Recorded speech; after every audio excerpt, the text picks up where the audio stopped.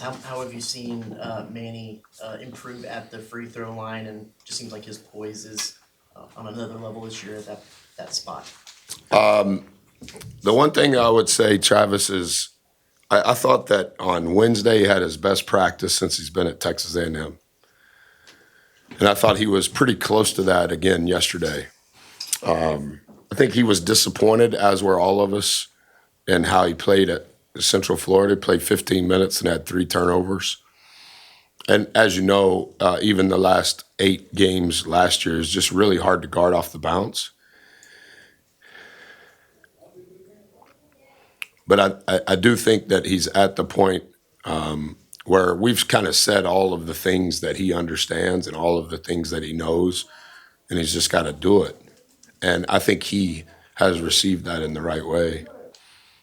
I was telling the staff, we have a personnel meeting always the night before, kind of the night before the game. And I told the guys when we started the meeting yesterday, I could be wrong, but my instinct says Mo's going to be really good tomorrow. Because I thought it was the best 2-day and 1-day he had in the film room and on the court. Coach, obviously impressive defensive effort, a lot of good effort from the guys on both sides of the ball or floor. Can you explain or talk about just the way the guys played tonight in a totality view? Sure, I do think that defensively we were tremendous in the first half. I would say, I can't recall it off the top of my head, but analytically I would say it's the best 20 minutes we've had. We had 6 turkeys in the first half. I think they scored 7 baskets. 5 of them were threes. In the first game, they scored 14 threes. That was a big part of what we wanted to try to prevent. I think that Coach Rock and Coach Beatty are in charge of personnel, very succinct in the words, very succinct in the clips that we showed. And then Coach Devin made some adjustments prior to the shot that I thought were very impactful. And one of the things that we've tried to do is 2 days before, we show a lot of the clips of the opponent, and then we practice the plan. And then 1 day before, we show the clips of us versus us in practice doing the plan, and then show that the day before. And I think that's really helped the absorption rate with our group. But I thought the adjustments that our staff made relative to their personnel and talent, as I told you guys yesterday, an ultra-talented team. And I thought the adjustments and some of the things we did before the ball was shot was tremendous. I think it was 6 turkeys, actually, in the first half, and we got 2 stops to end the half. In the first possession of the second half, we got a stop, which was our 7th turkey.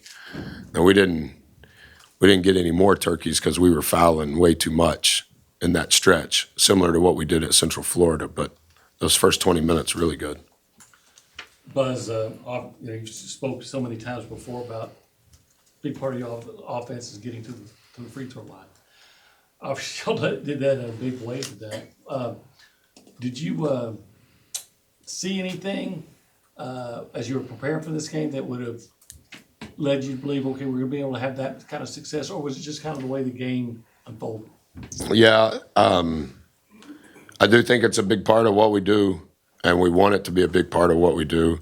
And I thought the coaching staff did a really good job relative to their personnel and who they were playing, relative to our personnel. A little bit of the foul trouble influenced some of that towards the last 6 or 8 minutes. I think Andy had 4 for a stretch longer than we would like to have him off the floor.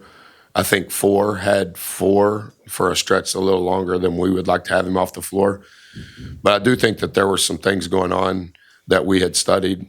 That doesn't mean that it always works, but we do want to make more than the opponent attempts. How pleased were you to see the offense continue to click when Wade went off the floor with 9+ minutes left? Yeah, I still don't think Zoo has even approached his ceiling. I think we had 7 turnovers in the first half. All 7 of them were live ball. And of those 7 baskets they made, a lot of it was in a broken floor from our live ball turnovers. So how many we finished with? 12? Yeah. and Zoo finished with 6 of those 12. So we got to continue to get better at that. I think he had 4 in the first half, so he was better in the second half. I think CJ's starting to figure it out a little bit. I think the consistency of H has been really good this week for sure. And I think Henry's just playing the best 2 weeks that he's played in November since 2 years ago. He's doing a lot of really good things. How much was defending the perimeter kind of a big rock for this? Just for sure a big rock. They're so talented. Two's hard to stay in front of. 2 is a 3-level guy. 0 shooting 88% from 3, which is like a video game number. And number 1, we've never guarded number 1 regardless of the school he's been at. And I think when they're playing those 3 guys, and you know this, they start 2 McDonald All-Americans, and then soon thereafter they went small. And 21 is their first leading offensive rebounder coming into today's game, and he has been really effective on the perimeter as a stretch 4. And so a lot of our preparation was knowing their personnel and knowing how they're getting those open looks. And their team is different than it was last year, similar to what I told you yesterday.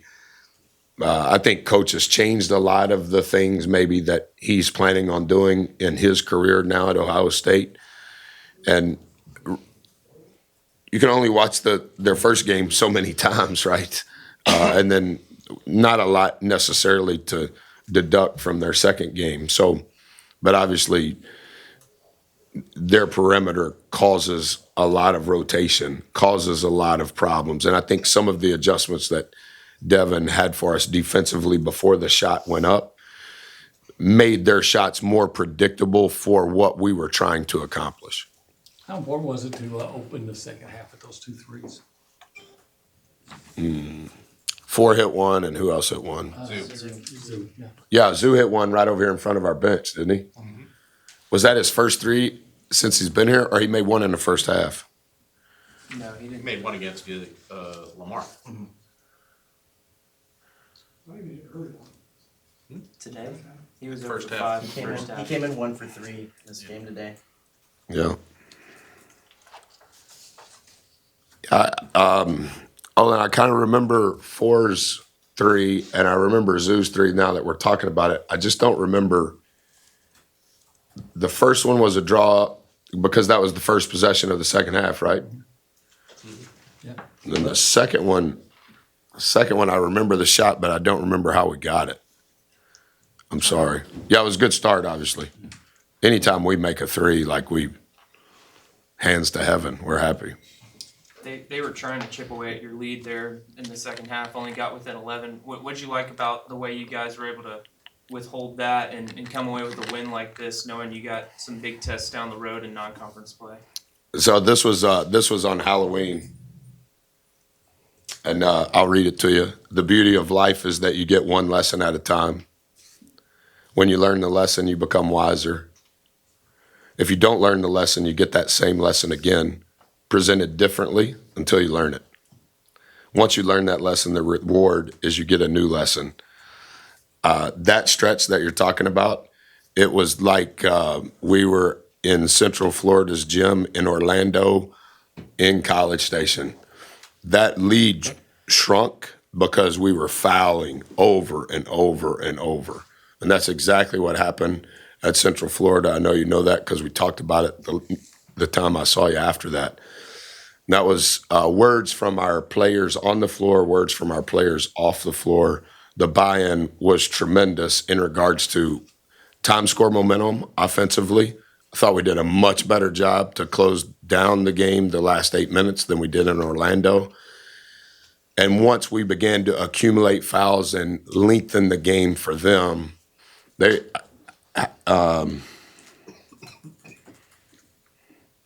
difference. And they scored 10 more points from the free throw line in the second half, and they're in that stretch that you're talking about. I would say most of their points were coming from the free throw line. Late in the game when Manny came out at the end, I think you gave him a pretty good punch, playful punch there. And then what was the message? What did he do? Good? I don't know. I love our guys too much. That's probably why I'm not a very good coach to them. I think I understand how we're judged, and that's okay. But the relationships that are in this group, 106 years with our staff, 45 years of experience in college, not necessarily with us. I think it's special. And I want to try to honor the moment, whether the moment's good or bad. And the best thing that I can do is tell the truth to these guys in love and also be their biggest cheerleader. And I thought Mo was, as I said, I was not punching him. I was giving him a man hug. Wednesday, Thursday, Friday. I shoot with Mo a lot, love his soul, and was happy for him. I don't know what he did, but it's a common occurrence. I know coaches so often, you get a win, but you're already looking for the next game. But do you allow yourself, because like you said, you talked about how good that team Ohio State is to celebrate this one, and what is it, and think about what it means? Well, I just want to make sure we'll do week 2 in review this weekend, similar to what we did last weekend. It's been a unique schedule. Monday, Friday, of the first 2 weeks. So it's a unique rhythm to how it typically is in non-conference, and then only one game next week because we play 3 the following week. And so we just want to continue to accumulate the lessons, whether we win or lose.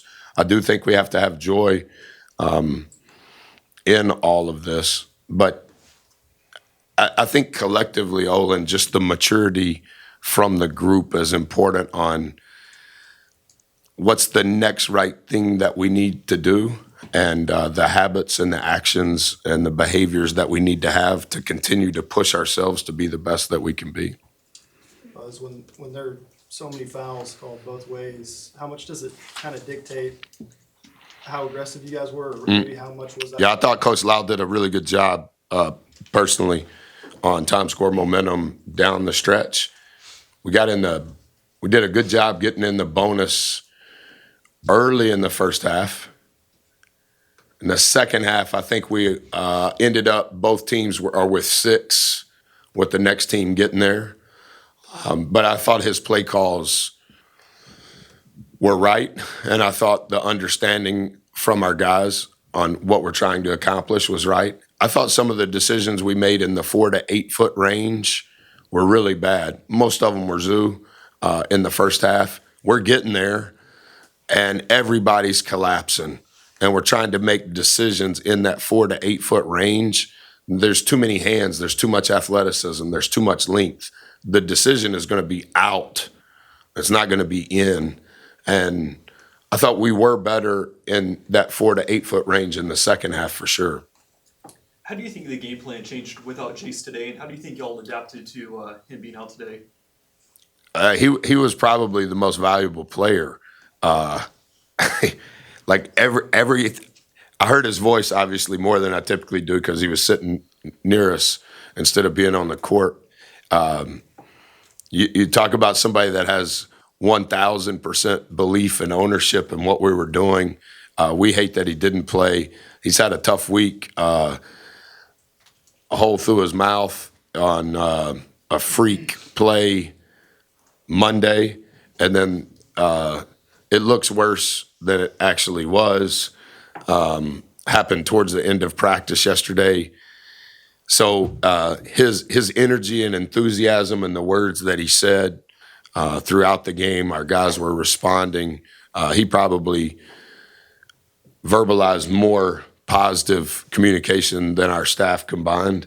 That was the first time we had started that group other than the second half against Lamar. And I thought we'll watch the tape and see if that had something to do with our start defensively. But, yeah, Jace was great. Did you like his sunglasses? Yeah, I don't know.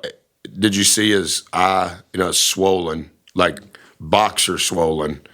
And as soon as it happened, I mean, like we may have played,